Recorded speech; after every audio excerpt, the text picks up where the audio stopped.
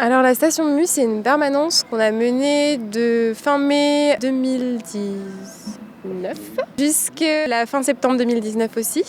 Et ça consistait en une alternance de permanence et d'ateliers. L'idée, c'était que sur les permanences, les habitants du quartier ou plus loin qui avaient pu entendre parler de l'association viennent pour bricoler des choses, des projets personnels. Et par contre, sur les ateliers, on avait plus vocation à inciter à créer des choses qu'on avait planifiées à l'avance pour capaciter les gens à la maîtrise des outils et pouvoir agir soit sur son habitat propre, soit sur son environnement avec des objets, par exemple, qu'on peut mettre dans l'espace public. En marge des permanences que l'on a tenues tous les 6 derniers mois à la station Mu, on a eu aussi quelques projets d'accompagnement à l'autoconstruction de particuliers ou d'associations. On a accompagné l'association Imaginéo à prendre possession de leurs locaux à la Duchère en installant et en construisant avec eux tout un mobilier. On a également installé chez des particuliers à Caluire un poulailler sur 4 étages. Nous, on essaye de sauver des matériaux de la benne. On leur donne une deuxième vie en construisant avec ça. C'est-à-dire, on a récupéré récemment presque 1 tonne de contreplaqué d'une entreprise de logistique qui brûle par jour tout le contreplaqué qu'elle n'a pas utilisé. On récupère des portes sur des chantiers, on récupère du bois que des entreprises ne peuvent pas stocker, etc.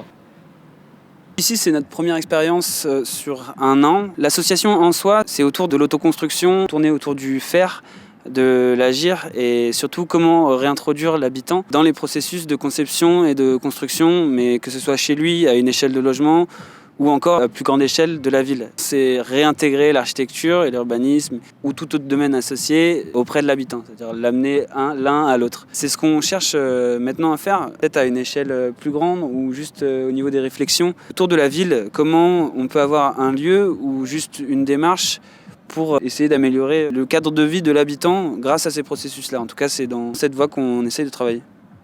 L'avantage de mener une permanence, c'est qu'on peut vraiment avoir du temps long sur les sites de projet, ce qui n'est pas forcément le cas dans les agences d'architecture. Nous, ce qui nous tient à cœur dans le futur, c'est toujours de pouvoir avoir ce dialogue-là avec les usagers, tout en étant respectueux de notre environnement, dans des prospections justement d'une construction qui soit un petit peu moins génératrice de déchets.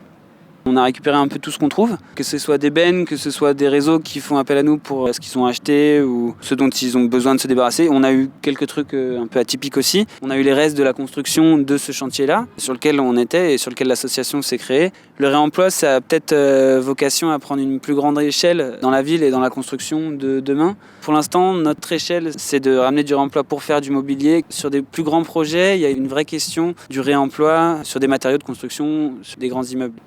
Un des premiers projets qu'on a essayé de mener, c'est l'élaboration d'une bricomobile, c'est-à-dire d'une bricothèque qui puisse être itinérante avec nous et avec nos projets. C'est bien sûr accumuler des outils à la main ou des scies pour mener nos projets, mais aussi pour ceux qui n'ont pas forcément d'espace pour bricoler, leur offrir l'opportunité de le faire. La bricomobile, justement, l'idée c'est qu'elle soit mobile et qu'elle puisse se déployer sur divers projets, être itinérante. Donc là, on l'a arrêtée à la station Mu pendant un petit moment pour permettre aux gens du quartier de venir en bénéficier et grâce à elle d'améliorer leur quotidien.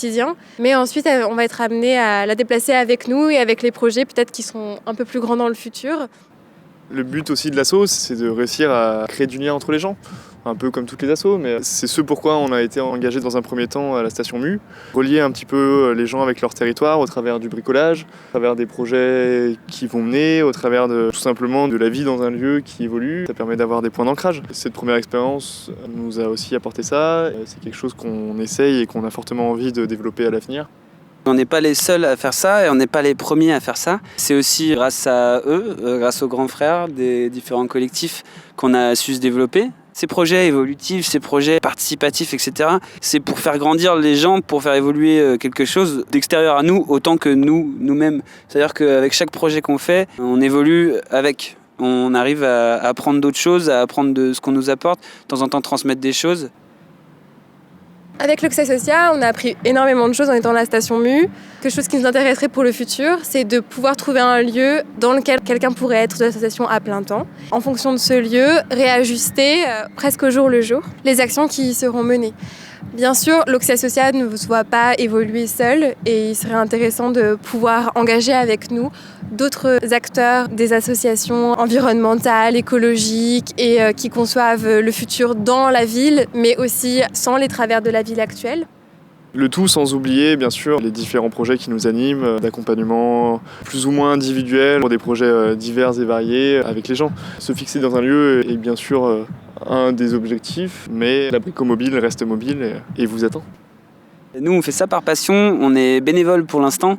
Ça occupe beaucoup de notre temps libre, mais on est très très heureux de faire ça. Enfin, je veux dire, on construit avec les gens, on connecte vraiment avec des gens qu'on ne connaissait pas avant. On fait des choses qu'on n'a jamais faites, des fois. Dès qu'on fait un atelier, il y a vraiment beaucoup d'engouement et les gens, même sans être architectes, ressentent ce besoin de mettre la main à la pâte, d'être acteurs de leur environnement. Et le phénomène do it yourself, on pense que c'est pas un phénomène isolé, il y a un vrai retour à faire des choses soi-même, à comprendre comment c'est fait et du coup à leur donner une valeur qui fait qu'on les jettera beaucoup moins facilement.